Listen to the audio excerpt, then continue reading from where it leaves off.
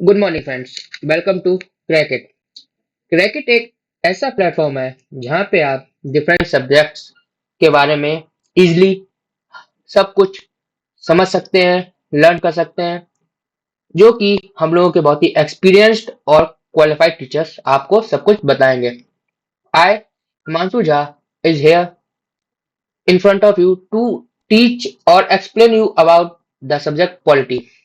मैं आपको इस डिटेल कोर्स में सब कुछ बताऊंगा कि पॉलिटी क्या होती है, पॉलिटी का हमारे जीवन में, हमारे देश में या हम लोगों के क्या महत्व है, इम्पोर्टेंस ऑफ पॉलिटी या इंडियन पॉलिटी क्या थी, कब से इसका उजागर हुआ और कैसे कैसे लॉज बने, रेगुलेट हुए, पारित हुए और हम लोग जो बने हैं उनको फॉलो करते हैं।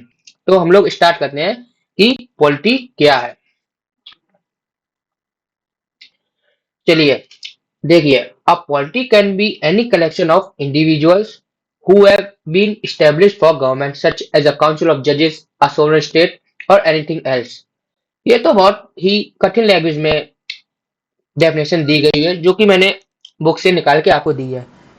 लेकिन मेरा ये काम है कि आपको बच्चों को बहुत टाइम लग जाता है बहुत कुछ इन चीज़ें ढूंढने के लिए, तो मेरा पूरा उद्देश्य रहेगा कि आपको के प्लेटफॉर्म से द्वारा आपको सब कुछ बहुत ही आसानी से आपको प्राप्त हो जाए। अब मैं आपको ये चीज़ हिंदी भाषा में आराम से ईजिली समझाऊंगा। देखिए, एक देश है, वहाँ के कानून हैं, वहाँ के लॉज हैं, वहाँ के ऑर्डर्स हैं, जो कि वहाँ पे बनते हैं, वहाँ पे एग्जीक्यूट होते हैं और उन सिटीजन्स को फॉलो करने पड़ते हैं, जिससे कि एक देश ईजिली रन कर सके, ईजिली आगे बढ़ सके। तो यही सब चीज़ें हम लोग पॉलिटी में बहुत ही अच्छे से आगे की क्लासों में समझेंगे। अब मैं बताऊंगा आपको कि what are the significance of polity. मतलब पॉलिटी का हमारे देश के लिए या हमारे छोड़िए किसी भी देश के लिए या हम लोग जैसे इंडिविजुअल्स के लिए क्या सिग्निफिकेंस या क्या महत्व है।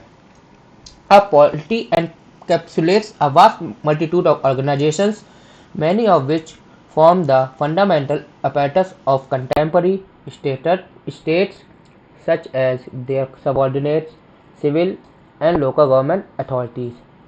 इसका मतलब ये हुआ कि पॉलिटी एक विशाल ऑर्गेनाइजेशन है जो कि एक देश को हैंडल करता है, कंट्रोल करता है, उससे हेल्प करता है रन करने के लिए। क्योंकि जहाँ वहाँ के जो भी लॉज होते हैं, जो भी वहाँ के रूल्स होते हैं, वो कंट्री में लगते हैं, जिससे कि कंट्री इजीली रन कर सके। और ये रूल्स हैं, लॉज हैं, अलग अलग लेवल पे होते हैं। जैसे कि कोई भी रूल होगा या लॉज होगा, वो यूनियन लेवल पे भी हो सकता है, स्टेट लेवल पे भी हो सकता है और डिस्ट्रिक्ट लेवल पे भी हो सकता है। आपने सुना ही होगा कि हम लोग अपने देश में बोलते हैं कि हम लोगों के गवर्नमेंट के 3 पिलर्स होते हैं। जैसे कि आपने सुना होगा, नंबर 1 है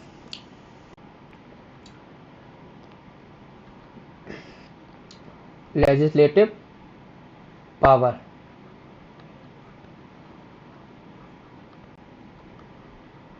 दूसरा है एग्जीक्यूटिव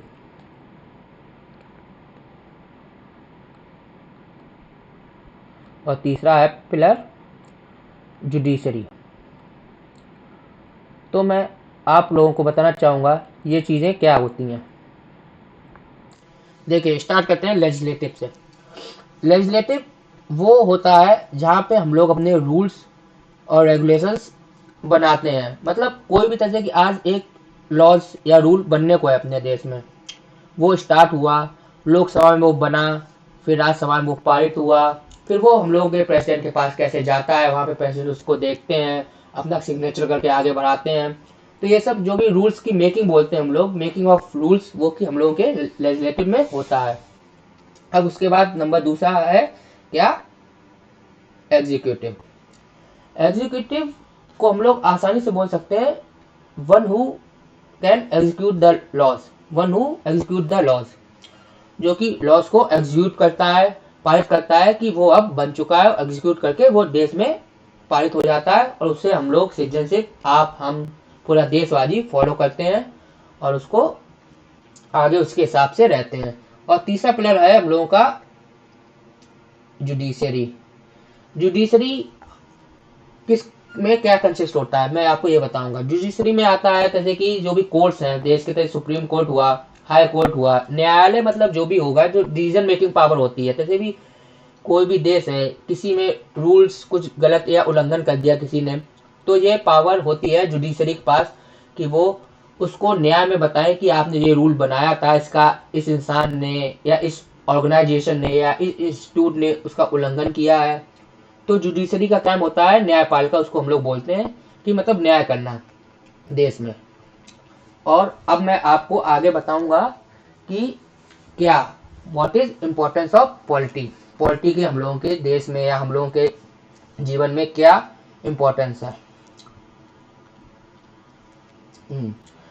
इम्पोर्टेंस ऑफ पॉलिटी देखिए, इसमें तो है लिखा है studying polity helps a student gain an understanding of, मतलब कि पॉलिटी को पढ़ने से हम लोगों को क्या क्या सीखने को मिलता है। हम हुए, आप हुए, कोई भी हुआ, कि पॉलिटी को हम लोगों को क्या क्या सीखने से मिलता है। देखिए सबसे पहले लिखा गया है इम्पोर्टेंट कॉन्स्टिट्यूशनल प्रोविजंस। इसका मतलब ये हुआ, देखिए कोई भी देश हो, चाहे हम हो या दूसरा कोई भी देश है, हर एक देश के एक सेट ऑफ रूल्स होते हैं, ऑर्डर्स होते हैं, जो कि हर एक देश में होते हैं, जिसको एक इंडिविजुअल ऑफ सिटीजनशिप फॉलो करता है।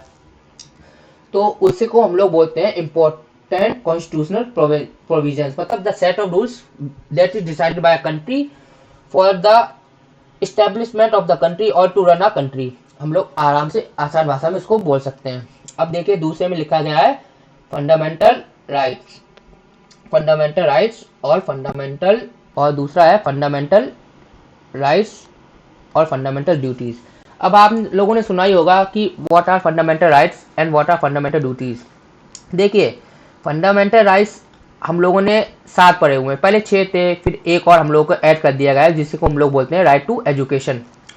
और भी काफ़ी फंडामेंटल राइट्स हैं जैसे कि right to freedom, right against exploitation, right to education जो कि अभी नया ही जोड़ा गया है। ऐसे हम लोगों को मिला के कुल 7 राइट्स हैं जो कि हम लोगों को हक देते हैं एक देश में कि हम लोगों को ये करने की आज़ादी है, या हम लोग ये सब आसानी से एक देश को चलाने के लिए हम लोग कर सकते हैं।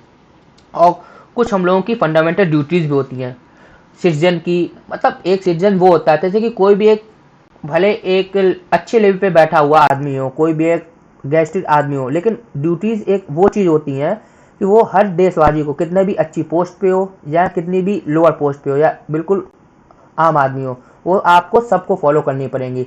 जैसे कि कुछ भी, जैसे कि कोई भी इंस्टीट्यूशन हुआ, नेशनल फ्लैग हुआ, नेशनल एंथम हुआ, इन चीज़ों के प्रति हम लोगों को कैसे उजागर रहना है, इनका सम्मान करना है, कुछ ऐसा कोई कुछ बोलना नहीं है इनके प्रति कि जिससे कि हमारे देश को कोई भी मतलब ठेस पहुँचे, हम लोग कुछ ऐसा गलत बोल दें जिससे हमारे हिसाब से किसी भी, मतलब आप बोल सकते हैं रूल्स या रेगुलेशन का उल्लंघन हुआ हो। तो ये हम लोगों की कुछ स्पेशल ड्यूटीज़ हैं जो हम लोग को फॉलो करनी चाहिए जिससे हमारा कि कॉन्स्टिट्यूशन अच्छा और साफ बना रहे।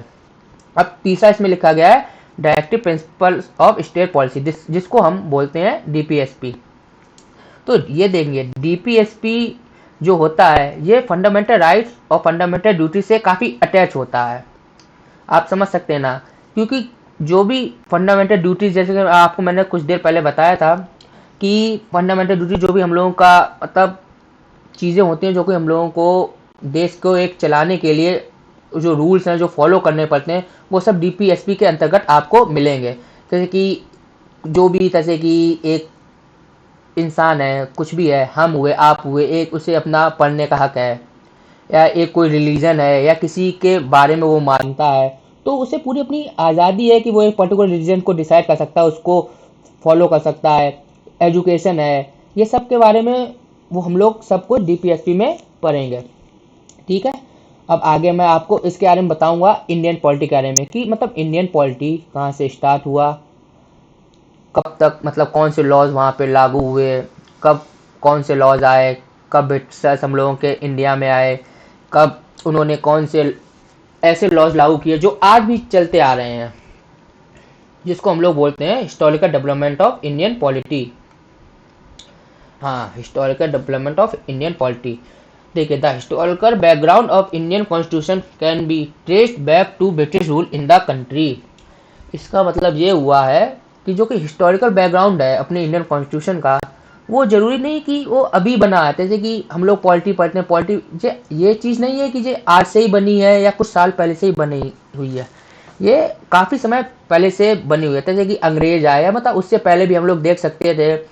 जो भी मतलब बुद्धिज्म आपने पढ़ा होगा, जैनिज्म पढ़ा होगा, और भी मतलब उससे भी पहले अगर वैदिक एज में जाए, उसके बाद चोला चेरा डायनेस्टी, काफ़ी। मैं हिस्ट्री में आपको नहीं ले जाना चाहता हूँ मतलब, लेकिन मैं ये बताना चाहता हूँ आप सबको कि वहाँ पे भी एक न्यायपालिका टाइप का, मतलब जो हम लोग जुडिशरी बोलते हैं, वहाँ पे भी एक न्यायपालिका होगी।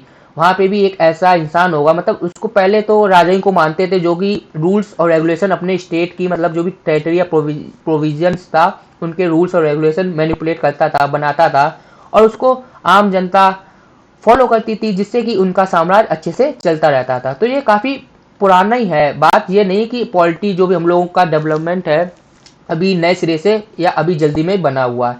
तो हम आपको कंपनी रूल से समझाएंगे कि पॉलिटी का, अपनी इंडियन पॉलिटी का क्या स्टार्टिंग है और कैसे क्या बना। तो देखिए, कंपनी रूल के बारे में हम आपको बताएंगे।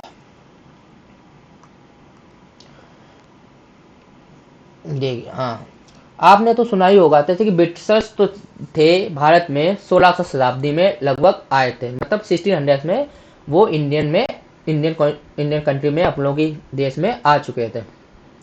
तो वहाँ से थोड़ा बहुत उन्होंने व्यापार के रूप में आए या जैसे भी आए हों, वहाँ से उन्होंने धीमे धीमे हम लोगों के पैर रखना हम लोगों के देश में स्टार्ट हुआ, मिले, व्यापार किया, फिर आगे और भी सब कुछ अपने रूल्स और जो भी करने लगे। तो मेन जो उन्होंने, मतलब जो एक्ट बनाया या जो भी उनने अपनी पावर में आना शुरू किया, वो लगभग लगभग हम लोगों की 1773 से स्टार्ट हुई थी। क्योंकि पैरा रेगुलेटिंग एक्ट जो ब्रिटिशर्स ने बनाया था, वो 1773 मतलब 1773 में ही था। हाँ, 1773 में उन्होंने अपना पैरा रेगुलेटिंग एक्ट बनाया था। और जो कि उन्होंने फिर उसके बाद काफ़ी रेगुलेटिंग एक्ट और भी दिए, जैसे कि हर 20 साल बाद रेगुलेटिंग एक्ट दिए। जैसे कि 1773 के बाद 1793 में, फिर 1813 में, फिर 1833 में, फिर 1853 में, ऐसे उन्हें काफ़ी, उसके बीच बीच में भी फिर इंडिया एक्ट आया, गवर्नमेंट ऑफ इंडिया एक्ट आया, वो कि हम लोग आसानी से पूरा शुरुआत से एंड तक आगे की क्लासों में सब कुछ पढ़ेंगे। और हम लोग बता दें कि जो भी ब्रिटिश रूल था इंडिया में, वो दो फेजेस में आया था। पहला था कंपनी रूल, जिसके बारे में मैं आपको बता रहा था, जो कि 1773 से लेके 1858 तक था। ये कंपनी रूल उसको बोलते थे, जैसे कि आपने सुना होगा कि ईस्ट इंडिया कंपनी ने इंडिया को इन्वेड किया। तो जो ईस्ट इंडिया कंपनी थी, उसी को ही हम लोग कंपनी रूल बोलते थे। मतलब जो ईस्ट इंडिया कंपनी ने इंडिया के ऊपर रूल किया, उस समय को हम लोग बोलते हैं कंपनी रूल। तो हम आपको ये बताना चाहते हैं आप सबको कि इस कंपनी ने 1773 से लेकर 1858 तक अपने इंडिया पर रूल किया। काफ़ी ऐसे रूल्स बनाए, काफ़ी ऐसे लॉज बनाए, काफ़ी ऐसे ऑर्डर्स किए, जो कि हम लोगों को उस समय फॉलो करने पड़े। कुछ अच्छे भी थे, कुछ बुरे भी थे। वहाँ पे काफ़ी बार उन लोगों ने हम लोगों की सेंट्रलाइजेशन दिखाई, काफ़ी बार डिसेंट्रलाइजेशन ऑफ गवर्नमेंट दिखाई, जो कि मैं आपको बताऊंगा ये शब्द आप क्या होते हैं, सेंट्रलाइजेशन क्या होता है, डिसेंट्रलाइजेशन क्या होता है, वो आगे क्लास में आपको सब कुछ बहुत आसानी से और बहुत अच्छे से आपको सब कुछ समझा दिया जाएगा। तो अब इसके बाद आपको दूसरा शब्द यहाँ पे लिखा है क्या, क्राउन रूल। ये लिखा है क्राउन रूल। अब देखिए क्राउन रूल, जैसे कि आपने सुना ही होगा, जैसे कि ब्रिटिश जो था, ब्रिटिश कंट्री है, उसमें डेमोक्रेसी भी है, मतलब उसमें पार्लियामेंट भी है, लेजिस्लेटिव भी है, एग्जीक्यूटिव भी है, जुडिशरी भी है, सब कुछ है वहाँ पे। लेकिन वहाँ पे एक मोनार्की सिस्टम भी है। इसका मतलब ये हुआ है कि जैसे कि वहाँ पे भले पार्लियामेंट हो या भले वहाँ पे एग्जीक्यूटिव हो, लेकिन एक वहाँ पे राजा या रानी भी है, जो कि किंग और क्वीन के रूप में वहाँ पे होती हैं, और वो सुपीरियर पावर वहाँ की मानी जाती है। मतलब कोई सा भी रूल्स है या लॉज है, वो लोग पारित करते हैं अपने देश में, या अपने यहाँ पे जो भी उन्होंने उस समय पारित किया, वो सब उन्होंने पारित किया। लेकिन उसकी भी एक सुपीरियर पावर थी, किंग और क्वीन, जो कि वहाँ के सुपीरियर बोले जाते हैं। तो उसी को हम लोग बोलते हैं क्राउन रूल। मतलब क्राउन रूल जो था, वो कंपनी रूल से थोड़ा हटके था, क्योंकि इसमें कंपनी ने रूल नहीं किया था। यहाँ पे सीधे ब्रिटिश गवर्नमेंट ने, जो कि किंग और क्वीन के अंडर थी, उसने अपने इंडिया के ऊपर रूल किया, जो कि हमने जैसे कि आपने सुना है कि कंपनी रूल 1858 में ख़त्म हो गया था, तो क्राउन रूल वहीं से स्टार्ट हो जाएगा। 1858 से लेके क्राउन रूल चला है 1947 तक, तो लगभग ये 90 सालें हो गई हैं। तो इन 90 सालों में हम लोग क्राउन रूल बोलते हैं इसको, जो कि जहाँ तक क्राउन रूल मतलब जहाँ से जो आप बोलोगे, जो पहला बैटल ऑफ इंडिपेंडेंस जिसे हम लोग बोलते हैं 1857 से, वहीं से आप स्टार्टिंग इसकी मान सकते हैं कि यहीं से क्राउन रूल हम लोगों का स्टार्ट हुआ था। फिर उसके बाद काफ़ी एक्ट आए, काफ़ी लॉज आए, गवर्नमेंट ऑफ इंडिया एक्ट भी काफ़ी आए। फिर वहाँ पे इसमें इसी समय आप देखेंगे हम लोगों के जो हम लोगों को फादर ऑफ नेशन जिसे बोलते हैं, जैसे कि महात्मा गांधी, उन्होंने की भी एंट्री इसमें। फिर उन्होंने जो हम लोगों को पाथ दिखाया इंडिपेंडेंस की तरफ, उसको हम लोग फॉलो किया। फिर जो जो दिक्कतें भी आए हम लोगों को, वो सब आगे हम आपको बताएंगे इसी क्लास में। तो ये जो पीरियड था 1858 से लेके 1947 तक, इसको हम लोग क्राउन रूल बोलते हैं। और जो अब मैं आपको बताऊंगा कि इसके आगे जो भी मैं आपको पढ़ाऊंगा, जैसे कि अब हम लोग जैसे कि अगली क्लास में हम लोग शुरू करेंगे कंपनी रूल से, क्योंकि हम लोगों ने जो भी था, जितना भी इम्पोर्टेंस था पॉलिटी का, या भी जो भी सिग्निफिकेंस था कि हम लोग पॉलिटी क्यों पढ़ते हैं, क्या पढ़ते हैं, ये तो मैंने लगभग आपको इस क्लास में कवरी कर दिया है। तो आगे अगली वाली क्लास में हम आपको बताना चाहेंगे और शुरुआत करना चाहेंगे कहाँ से, कंपनी रूल से, जो कि 1773 से स्टार्ट हुआ था, जो कि पहला रेगुलेटिंग एक्ट 1773 में कंपनी लाया था। ओके, तो अगली क्लास पे आप क्रैकेट प्लेटफॉर्म पे आराम से आ सकते हैं और आराम से पॉलिटी जैसे इंटरेस्टिंग सब्जेक्ट की जानकारी मुझसे ले सकते हैं, और मैं पूरी मेहनत करूंगा कि आप लोगों को अच्छे से सब कुछ दे सकूं और वो कर सकूं। थैंक यू, अगले क्लास में मिलते हैं।